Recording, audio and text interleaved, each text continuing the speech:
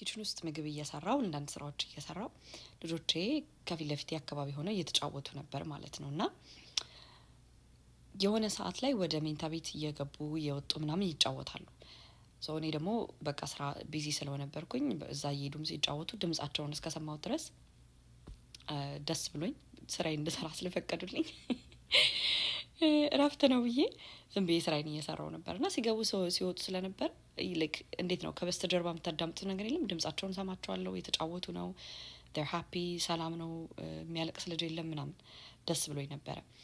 ትልቋ የ3 አመት ልጅ ነች ትንሹ የ1 አመት ልጅ ነውና ከዛ የሆነ ሰዓት ላይ ድምጻቸው ጠፋ ላይክ ትንሽ ቆየብኝ ጸጥ ብለው ማለት ነው። እነዚህ ልጆች በጤናቸው ነው ምናምን ብዬ ደንግጬ ወደ ሜንታ ቤት ሄድኩ ማለት ነው።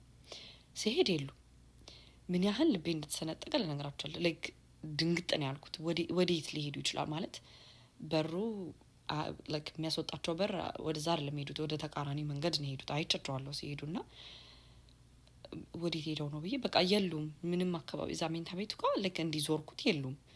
ከዛ በጣም ደነገጥኩኝና ዞር ስል የሜንታ ቤት ውስጥ ያለው ባዝሩም በሩ ተዘግቷል።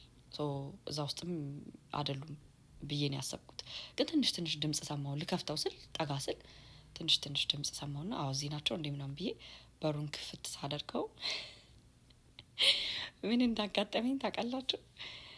አይ ደስ እኮ ነው የሚሉት በጣም ውሃ እየቀዳች ውሃ ከፍታ ውሃ እየቀዳች ባናቱ ወንድሟ ላይ ባናቱ ትለቅበታለች እና በቃ ብስብስ ብሎ ረጥቦ ልብሱ ላይ ጥብቅ እስከሚል ነው የምላችሁ ላይክ ብረምብ ነው እንትን ያለው ጥብቅ ብሎ እሱ ደግሞ ደስ ብሎ ቲሸርቱ እንደዚህ ያደርገዋል ላይክ ቻቻቻ ሲልለት ደስ